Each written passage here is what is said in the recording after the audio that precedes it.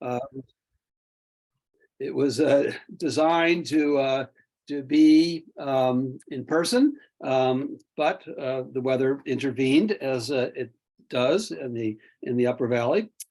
So thanks to all who work for Visions. I think it's important to say that to all the wonderful people, dedicated people who put in daily work for Visions, and certainly all those people who support Visions to make it as financially successful as it can be.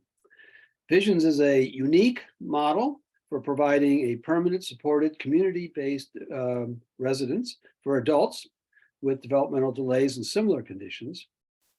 And of course, we have to have a special thanks to Sylvia Dow, founder and executive director, along with her husband, Dave, who had a vision and made it a reality for their children and the families of other adults. Visions is blessed, I would say, by having a strong, collegial, and dedicated board. And besides myself on the board are Carol Andrew, Fred Williamson, Scott Gilmore, Bobby Gross, Bill Black, and Reese Madden. Lastly, there's one piece of business that will conclude my remarks, and that is a board vote on last year's annual meeting minutes, which I've asked the board members, especially those in attendance, to review. So do we have a motion for passing of the vote? So I see Carol. Do we have a second? I can't sort of see everybody, so I'm flying blind here. So somebody Carl, else? this is Scott. I'll second it. Thank you very much. Any discussion? If not, all in favor? Again, I can't see everybody. I guess you can raise your hands. Any opposed? Any abstentions? Otherwise, I'll presume that it's passed.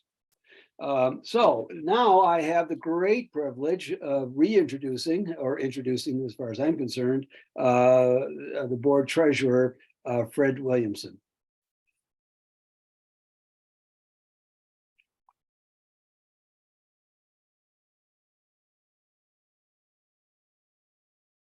Fred, you'll want to unmute yourself.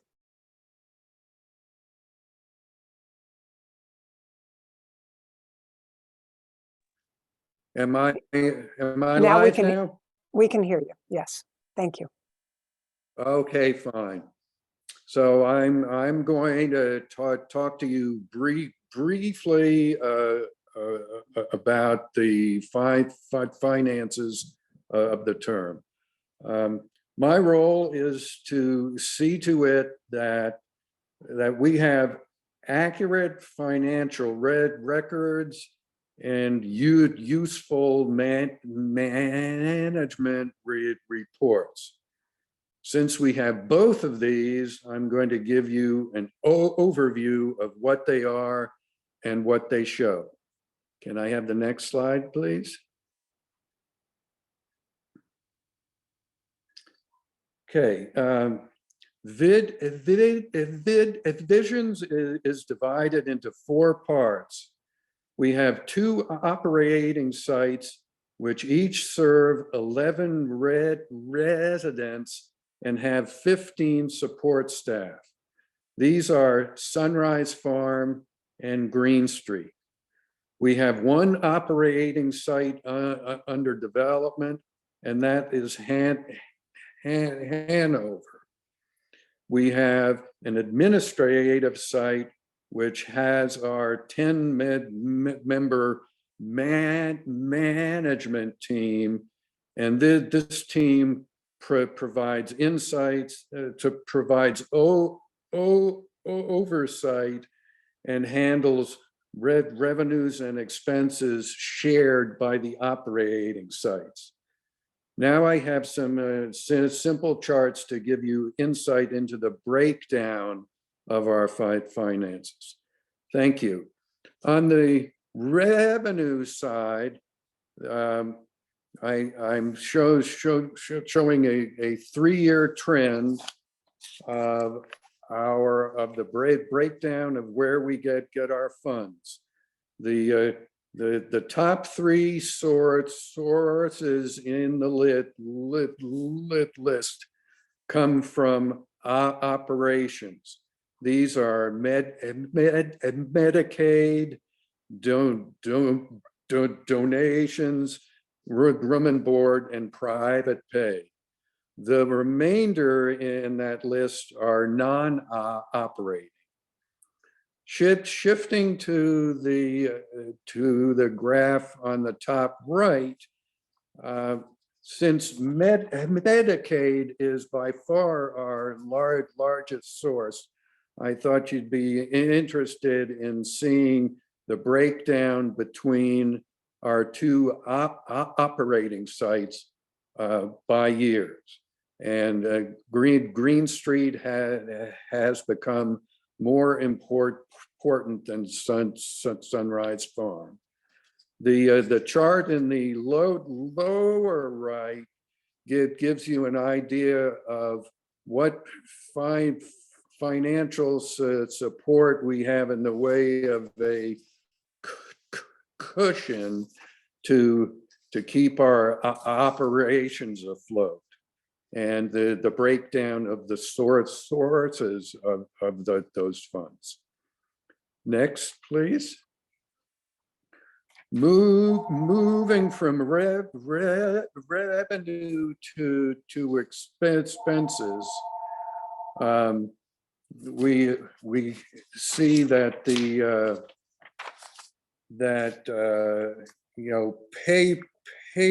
payroll is by far our largest expense, representing about 73% of all our expenses. Building and utilities contribute another 11%, and administration are about 9%. The chart on the right shows the breakdown of our wages, which are mainly clinical support staff. So that shows that 72% of the wages go to direct support staff. Next slide, please.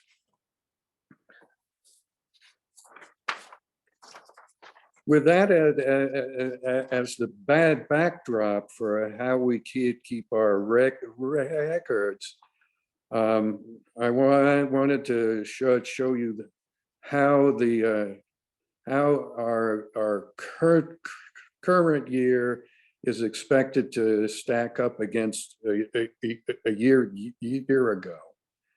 And we're actually expecting it to be slightly weaker than a year ago, because then we had federal support and an endowment gift. The chart on the right shows that Hanover's capital campaign is by far the most the big gains are in that site now, because it's in the capital campaign phase. The breakdown between Sunrise Farm is a little different. Green Street shows both years as a net gain, whereas Sunrise Farm was a gain a year ago, but we don't expect it to do that well this year. And that's because a year ago we had federal support and an endowment gift, which were shared between those two sites. And at this time, we have not yet identified new sources to replace those funds. Next slide, please. So for the year, I see goals and challenges which fall into the following areas. Our goals need to solidify our current operations at capacity and ramping up for Hanover. Our challenges come from inflation and DHHS plans to completely redo the Medicaid budget process. So with that as a financial background, I'm going to turn you over to Sylvia.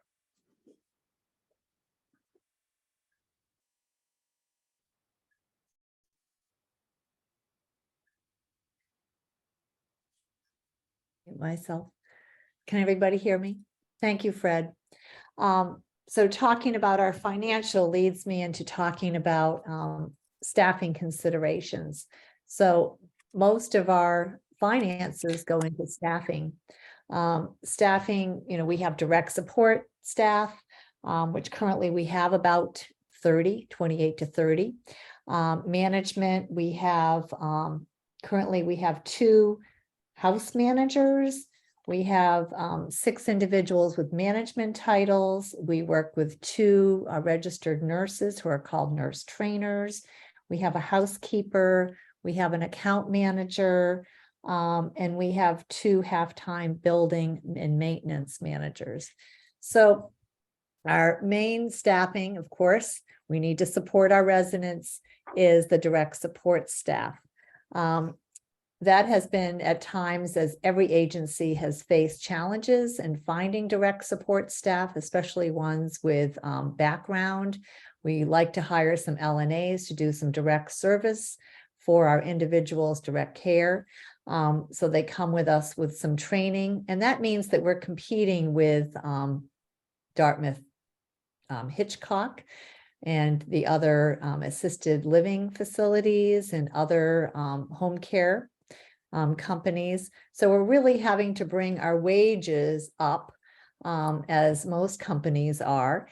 And that means that we are actually paying direct support staff quite a bit more than we get reimbursed with our Medicaid funding, our budgets. So that, when people ask, why do we need money? And why do we have to fundraise? This is a big issue for us to really attract people to work with our residents. We need to pay them a living wage. We need to be competitive. We need to be able to give them a good benefits, good benefit package, and provide additional training, hire consultants to come in and help to work and support our residents and our staff. So that's really what our goal is to bring our wages up, to bring our compensation package up. We're so proud that I think it was 3 years ago, we introduced health insurance, vision, and dental. We're hoping we've increased our, paid time off. We've increased, we have some federal dollars that we've been able to use for extra COVID time. So when staff are sick and can't come to work because they have COVID, we're able to support them to stay at home. We're able to pay them. We're also able to give bonuses if they need to work with residents who have COVID. So we've really been able, I think, very effectively to support our residents, support our staff, but especially as we're moving on in our current structure, as we're increasing to Hanover, we also need to look at the staffing. If you want to go to the next slide, please. So when we talk about staffing, when we open up Hanover, we really need to think about increasing adding on another director. So we would like to have an operations director who will help work with the executive director. The operations director would be the director of the 3 houses. They would oversee really the support that the residents get, working with the house managers and everyone involved with residential care, working with the families, working with the staff. So that's an additional position that we really need to raise money for. There'll be some, of course, in our budgets, but we do have to fundraise because to attract someone who is able to do that position, we need to do some work with that. And of course, executive director, at some point, you know, as the board is preparing for at some point, I'm hoping to retire. And we'll be talking about a search committee and then, you know, paying someone to take on the role of executive director. We're proud that we now have all of our financial work is done in-house. So we added an account manager, Eileen Vanderis. She's doing an amazing job. So that was a real big addition to our organization this year.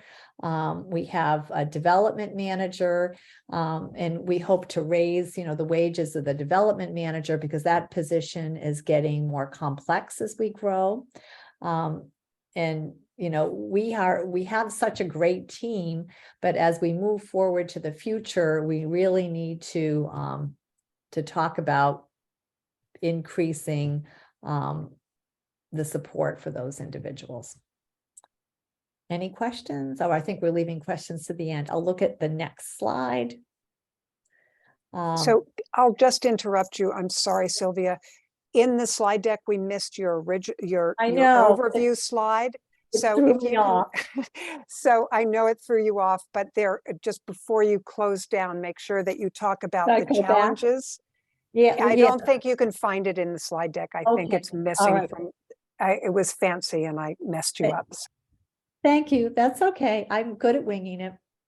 I really want to thank the volunteers. So the volunteers really augment our organization. And of course, the board of directors, if you look at our chart, the committee work and the board work is really the bulk of our volunteers. They put in so much time to oversee visions, to guide us, to help us prepare for the growth ahead. They're helping us, assisting us with the Hanover Capital Campaign, and guiding us to the growth that we're expecting. And then we have volunteers from Hypertherm. Stacy, thank you for joining. Hypertherm and many other organizations that come and they volunteer. We have school groups. We have community members who, you know, come in during our Green Up Day. We have wonderful volunteers who come and who augment what we do. We also have wonderful Dartmouth students. We have our Tuck Fellows who have joined our board. They have a project that they're looking to the future, where we need to be financially and looking at our growth ahead. And we're looking forward to, you know, working with them further, listening to them, and we're excited to, you know, hear their year-end project with us. And it's been a pleasure having them join our board meetings. And we also have the Schweitzer Dartmouth students who joined us, and they've been doing monthly activities with our residents like yoga, crafts. They've done apple picking, all sorts of things. And that's been really wonderful for us to have that joint venture with our Dartmouth friends at Dartmouth and our residents. It's really been so meaningful for us. I am sure, oh, and our pro bono, we have so many professionals who, John Eller, Barry Schuster, so many different people. I can't even begin to mention them all, but we have so many people who do their professional services and they do give back to us. So thank you so much. And our gardeners who come in, if you ever drive by our new site at Green Street and you look at that beautiful garden in the front with these trees and flowers, that always something is happening. It's pretty amazing. And actually, a woman just drove by the other day, one of our volunteer gardeners, and she said, I think you have a loose hose or something. It's spraying, but she was driving by just because she was checking our garden in front. So we have so many wonderful people from the community that care about us, that show up, that want to, sing with our residents or do activities. And we're hoping to draw even more people in. And we're so excited to come to Hanover and really tap into Dartmouth College, Dartmouth Hitchcock, and the whole Hanover community. And I think that just, it augments all three of our sites. So thank you so much. And now I guess I'm going to go back. I'm going to remember. Oh, wait a minute, can't go to development yet. It's okay. So changes in service. I just wanted to talk about some of the challenges that we're facing. The whole state actually is kind of changing the way that they're doing things. Fred touched on it a little bit, but our whole system has really, by July 1st, we actually are not going to be using our partners at the area agency for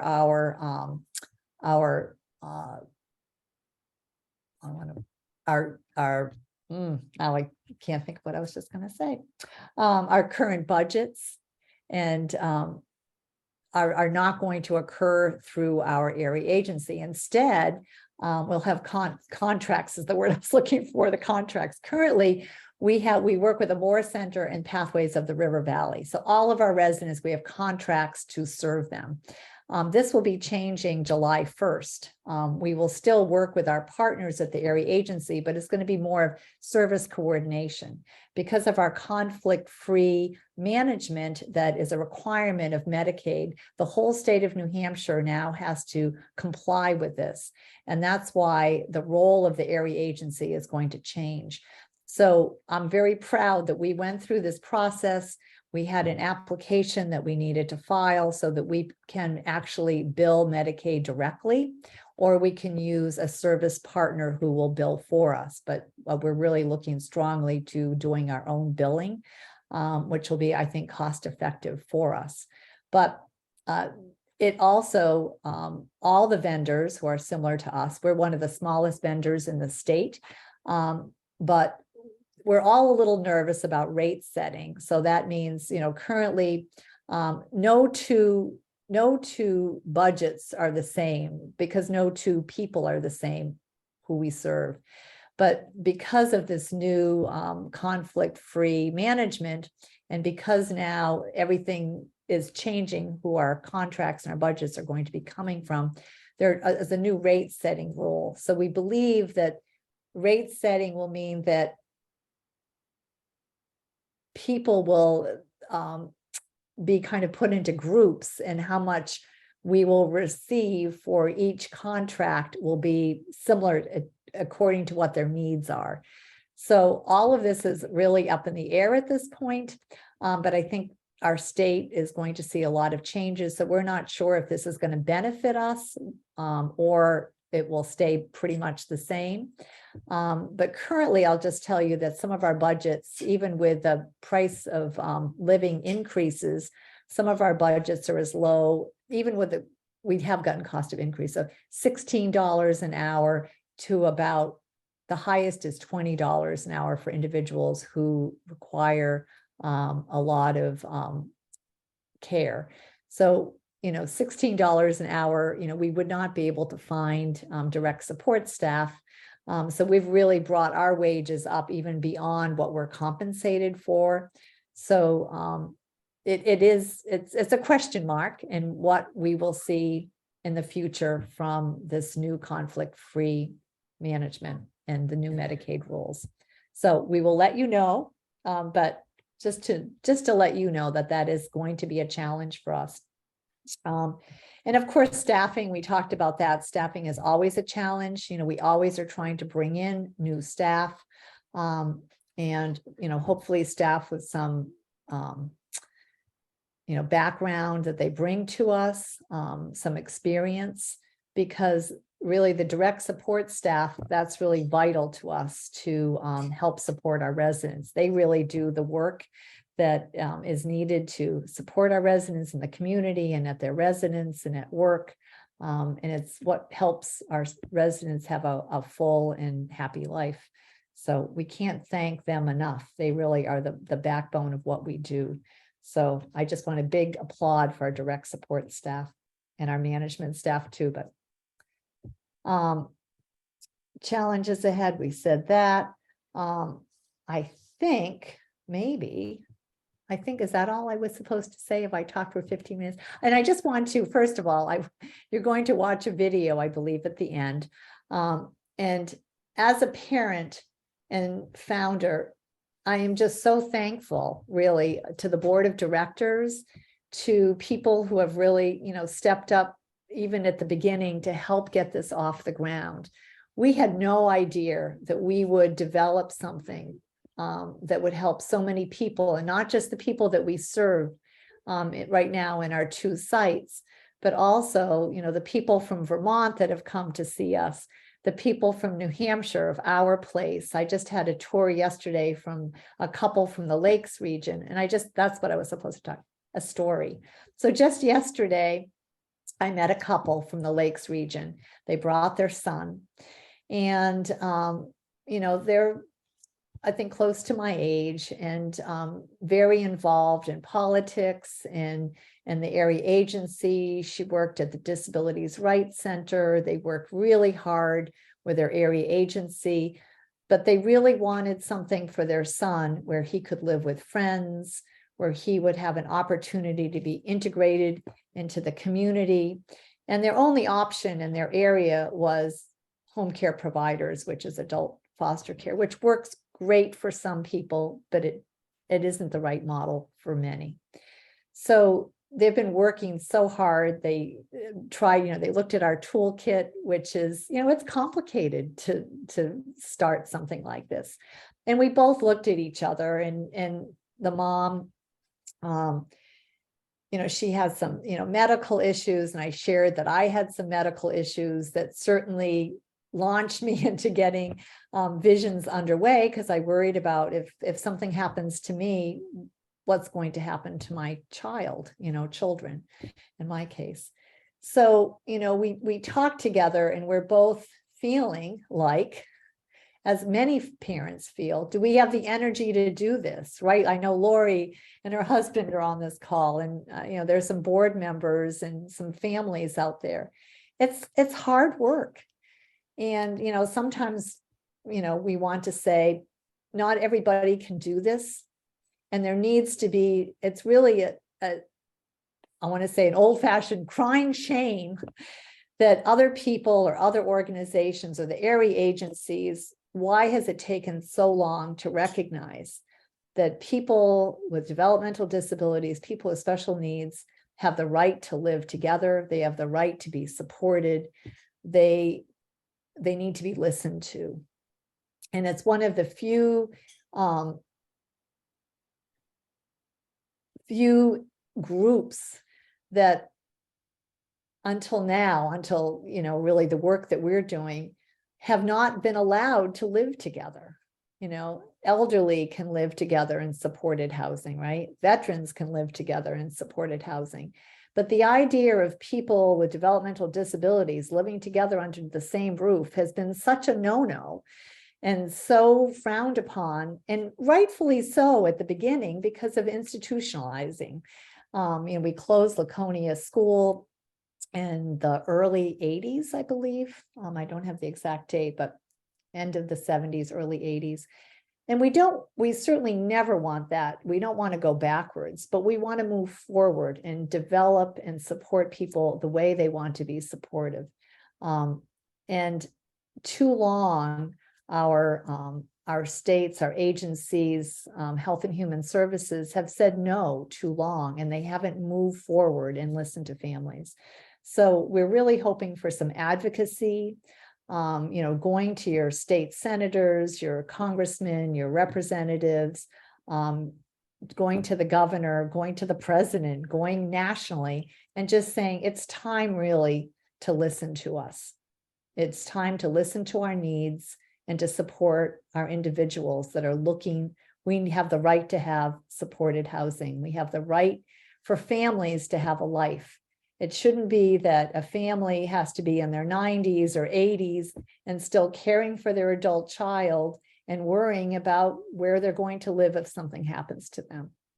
So if I retire someday, I'm hoping to do more advocacy, but I really challenge all of you to kind of stand together and to really start having a voice out there, because that really needs to happen. We can't wait.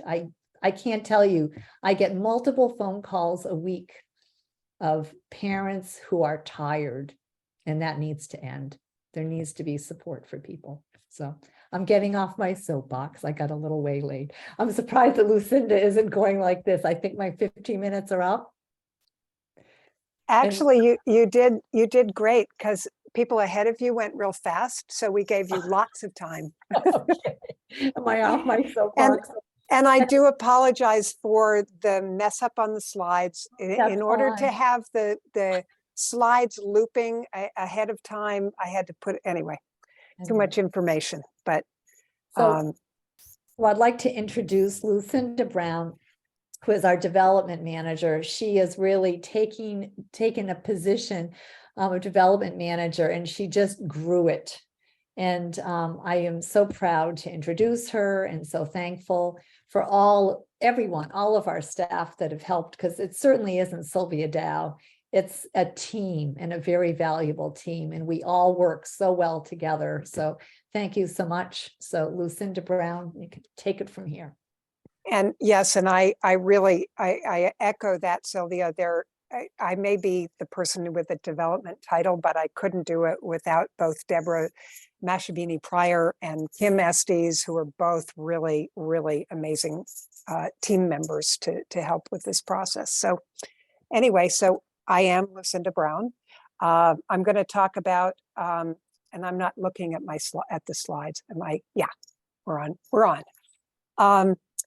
I'm going to talk about what development does, give you a little bit of an insights into our performance, and then talk about the capital campaign.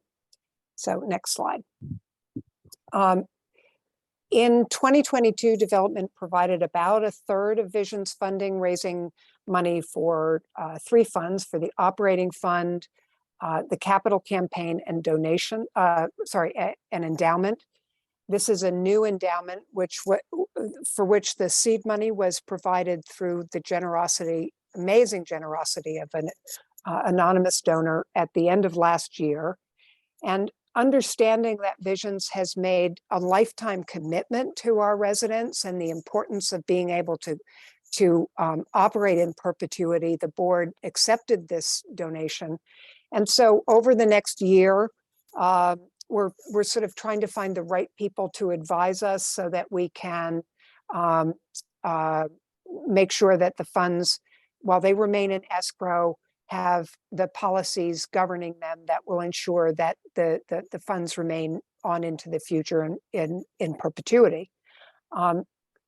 Having said that, while this endowment it will be vital to Vision's long-term success, we will not actively fund it until after we have opened the third location in Hanover and we've completed all of our capital campaign work, because we just don't have the bandwidth to do everything at once.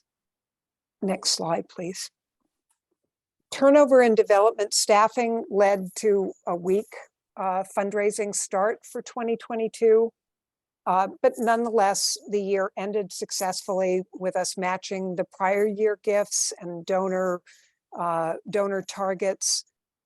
Some of this success was due to a focus on strengthening our systems, improving stakeholder communication, and expanding our grant funding. This effort will serve us well because as we go into 2023, we actually need to double the amount that we raised in operation for the general fund last year. And this means that we really need to up our game to meet that challenge. Next slide. In addition to meeting our operational needs, development has also been focusing on raising the funds to expand into a third location, as you all know.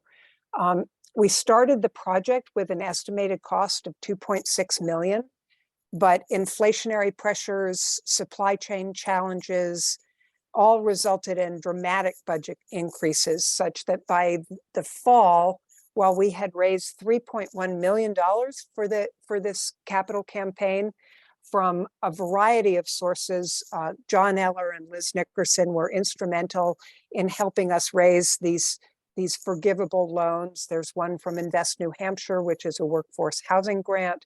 There's one from the Federal Home Loan Bank of Boston, which is an affordable housing program grant.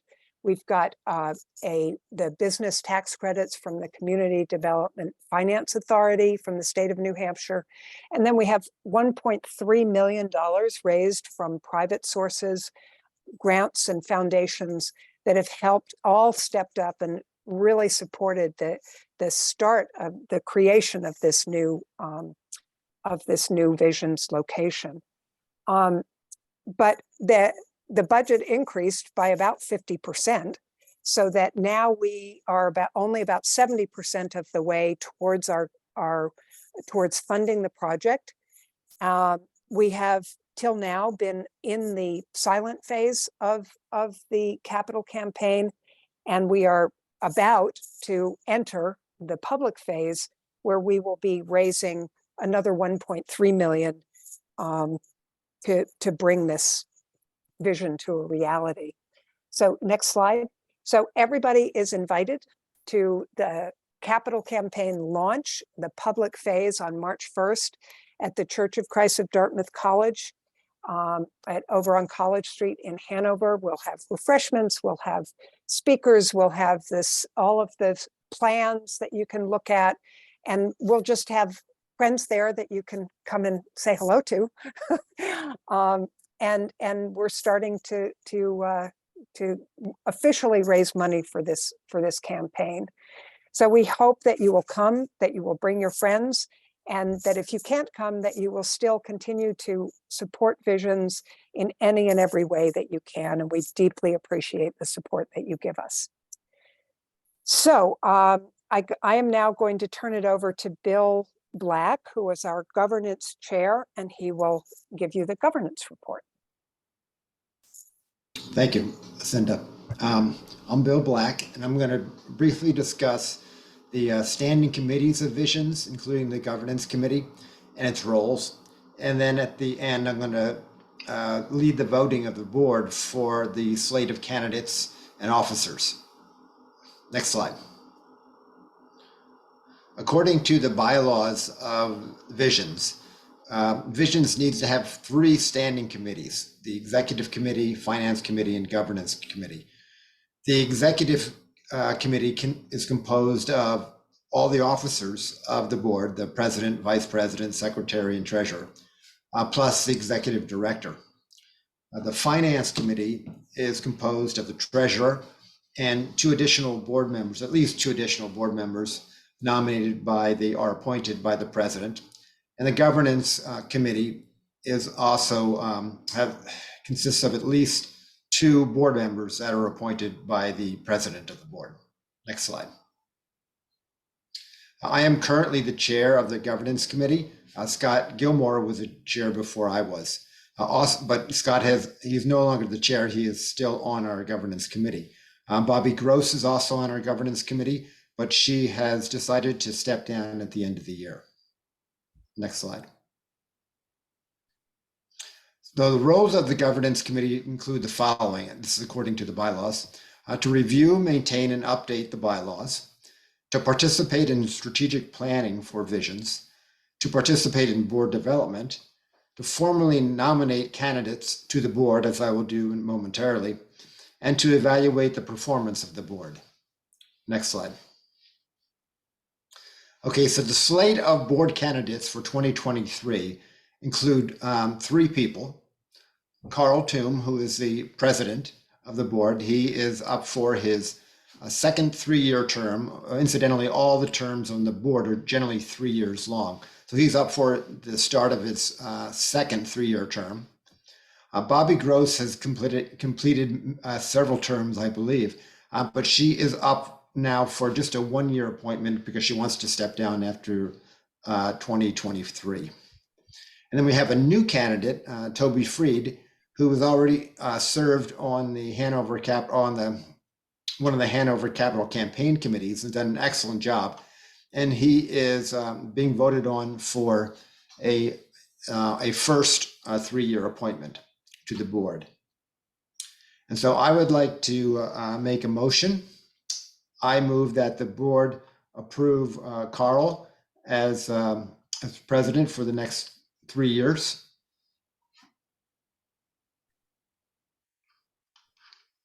Do we have a second? Carl, could This is you? Scott. I'll second it. Okay. And I guess a vote, a hand vote on. I guess we should have any discussion. I guess we should do a hand vote then. I don't see any objections. I also know I've already communicated with Reese Madden on email, and he has also voted to approve Carl. So the next motion I'd like to make is I'd like to move that we approve Bobby Gross for a 1-year appointment. Any second? I'll second it. Okay. Yes, I will. All right. And then all in favor?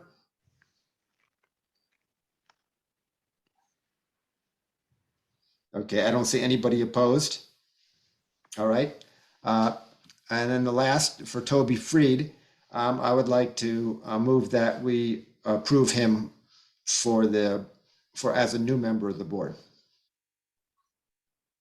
Any seconds? Okay, Yes, I will second. Okay, all in favor? Okay, I don't see any objections. Okay.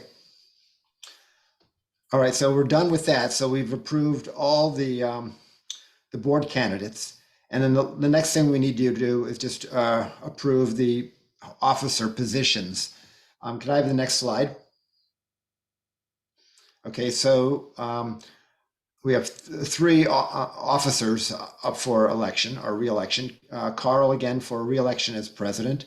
For Carol, she is currently the secretary, but she'd also like to become the vice president. And then Fred to continue as the treasurer. So I'd like to make several motions. The first motion is I'd like to approve Carl to continue as president. Any seconds? I'll second. Okay, all in favor? Okay, all appear to be in favor. The next motion is I would like to move that we approve Carol Andrew to continue as secretary and to become the vice president. Any second? I'll second. Okay, Yeah. all in favor? Okay. And then lastly, for Fred Williamson, I would like to move that we approve him to continue as treasurer. Any seconds? Sure. I'll second. Okay, all in favor? All right, so I think we are done with the voting. Everybody passes, and all officers are passed. And so I will turn over the podium now back to Megan, and she will direct some of the questions that came up on the chat. Thank you. Thanks, Bill. We only had one question that came up in the chat, and it was from Carl, and it was about the conflict-free case management that Lori actually answered in the chat. But Sylvia, I don't know if you want to speak anymore on it, of what it means for Visions. Yeah, it's because the area agencies can't provide both case management and basically control the purse strings because it's a conflict with Medicaid. So with the Medicaid rules, our state had to comply by July 1st. And so if Visions or the other vendors around the state can either bill themselves, bill Medicaid directly, or use another vendor that's not providing the case management to do the billing of Medicaid, then there isn't any conflict. Good question. And thank you, Lori, for answering it. That's great. Are there any other questions? Carl just asked another question. Lucinda's thoughts on how to enhance fundraising. But really, no pressure, Carl. It's a lot of it's about relationships. People need to be out talking to their friends and support, talking about how wonderful Visions is and sort of getting the word out. We need, if you have friends who want to support Visions, we encourage you to reach out to them and put them in touch with us. I think that there's a lot of room to be done in terms of expanding the amount of grants that we look for. It's a challenge because you need to really have a reason to be raising money. So just saying, we just need money isn't really enough. So we need to, if we are doing a training program, we could get a grant to cover the training program. And if we need, so sort of putting together puzzle pieces would be one of the steps to take. There are also areas of fundraising that have to do with planned giving. It's an area that we've never gotten involved in. This is something that makes a lot of sense for the Visions community because our residents' families may, when they're putting together their wills, it would be nice if they included Visions in their wills, and we have done nothing in that area. So there are areas for expansion, but I'm not a professional development manager. I know I feel like I've done a good job. I know that people are happy with the job that I've done, but I think somebody who was a really top-notch development manager would be able to answer your question better than I can. But those are my thoughts off the top of my head. There's one more question that just came into the chat, and it says, so are you going to use area agency for management services and the Moore Center for services? So yes, we're going to use still the area agencies and the other smaller agencies for case management. So they provide service coordinators. We have quarterly meetings, and they're really in charge to make sure that the individuals that we serve get the quality of care that is required. And they provide the oversight.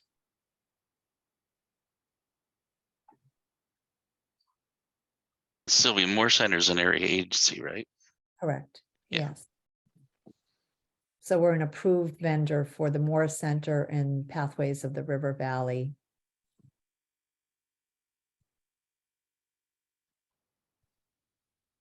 If there are no more questions, Deb, maybe you could advance to the next slide and play the new video that we've just gotten today. Are we going to have opportunity to thank people for coming after the video, or is the video the end? So I just wanted to make sure. Oh, I'm muted. Am I muted? I am. No, I can hear I you. was muted. Oh. I was muted. We plan to have you close it out after the video is over.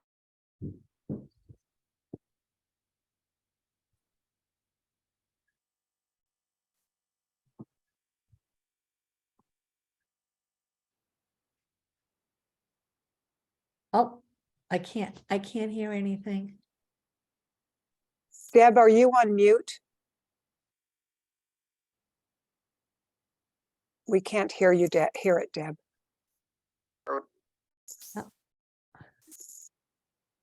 Read about what would happen to our adult children, executive director of Visions, and the founder. I'm also a mom of 2 daughters, and they are 35 and 37 at this time. And the reason we developed Visions is that as we were getting older, my husband and I were worried about what would happen to our adult children. What would happen if something happened to both of us or one of us? And then also thinking about their lives. My daughter, my oldest, Ashley, wanted to live with friends. She wanted to have a lot of activities. She wanted to be, a part of the community. And it was hard for me, working full time and making that happen. And my youngest daughter really needed 24/7 support. She was up a lot at night. She needed, care. And it was getting tiring as I was aging and being able to work and then take care of my children. And over the years, I met more and more parents that were grappling with the same question: what would happen to our children if something happens to us? So we started meeting in 2004. We started exploring, what is out there in New England, to look at other models. What is it that we would like to develop maybe at some time? And then in 2011, those families, we helped develop a board of directors. And then we went through that process of getting a 501c3 nonprofit status. And then we became a partner, a vendor with the state of New Hampshire and Pathways of the River Valley. And we opened our doors in 2014 with 6 residents. And my children are so well taken care of. They love living with friends. They love the staff who come in with energy and purpose with the residents. And little did we realize that it's such a need in our community and in our state, and frankly, right through the country, that we pretty soon became inundated with people who wanted to have their children live at Visions, which our original site is called Sunrise Farm. So we went quickly from 6 residents to our full capacity of 11. We started to meet with other families in the Upper Valley and came to the conclusion that we would try to open up another model in Lebanon, New Hampshire for an additional 11 residents, because we already had quite a significant wait list. So we found property in Lebanon. We renovated 2 buildings on one site. We opened up our door in 2021 to 11 residents. And currently, it's amazing how involved in the community, how much they, enjoy being with each other. 98% of our residents have paid employment. They also volunteer in the community. They have such full and busy lives, and it really gives their families a peace of mind that their needs are being met, their health care, their well-being, their support at their work. They get help taking care of their apartments, cooking. They all have goals.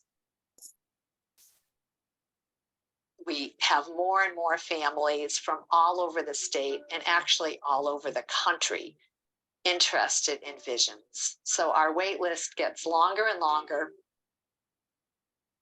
We also realize we cannot serve everyone who wants to move into Visions. We just don't have the capacity. So we were given property in Hanover in 2019, right on South Park Street. It's a great central location. Unfortunately, we realized working with architects and people in construction that we weren't able to use the house that we were given. So we tore down the house this past year. And now we're in the process of raising funds to build a 3-story house that will be fully accessible for 12 individuals.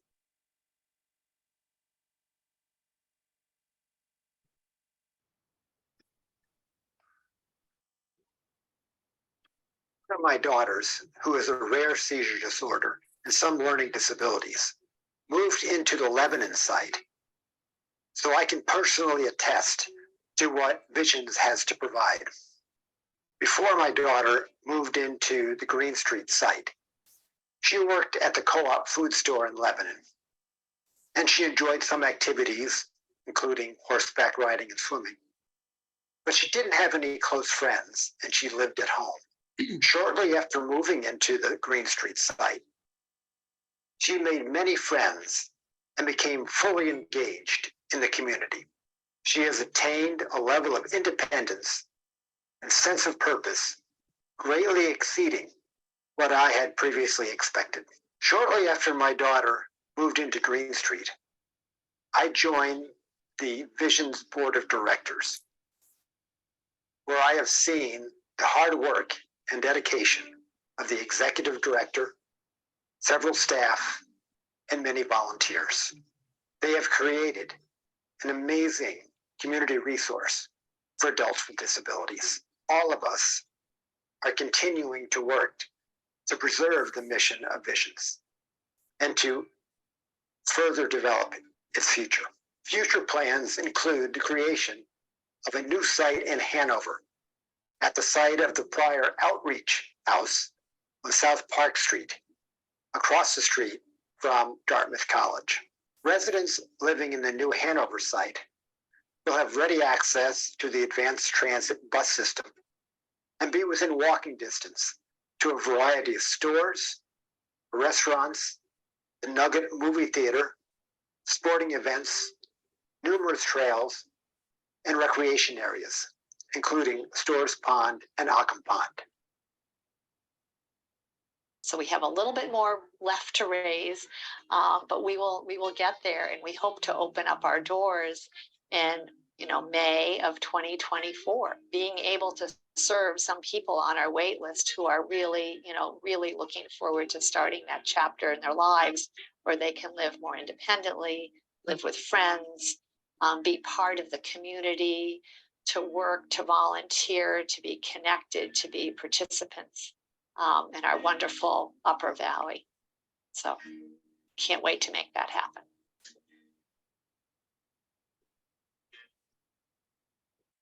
I was sitting home alone watching TV and stuff, and to having people help me and take me out into the community. I like being around other people. Yeah.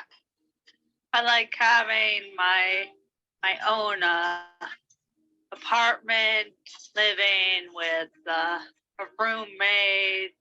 Before here, I lived with my mom, and I want to live here independently. When I was home, I didn't have that many friends, but here, I have made friends here. I love being here. This makes me happy now. Now I'm home.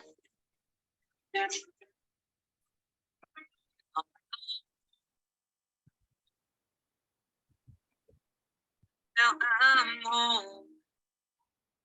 I like the dog. Sparkly's a good dog.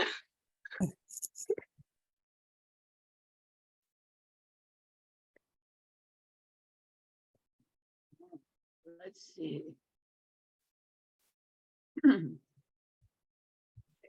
I think when we are going to be putting this on our website, on the homepage, when we get, there's still a couple of very small changes that we want to make.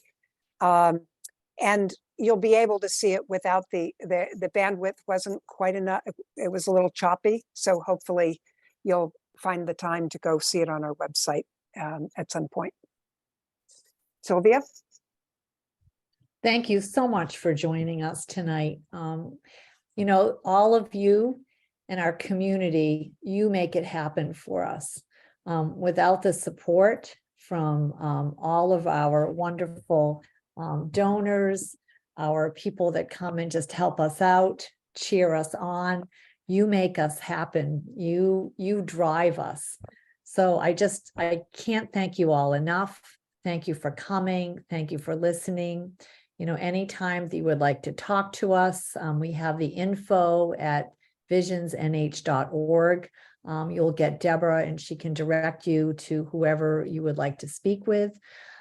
Check out our webpage if you haven't already. And certainly, we do tours.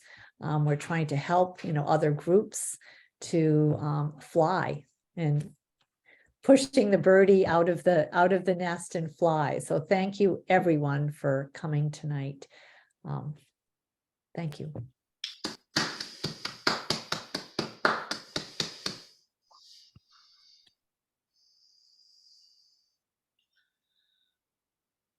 Well done. Thank you all. Thank you, guys. Well done. Have a good night. Thank night. you, everybody, for coming. Thank you.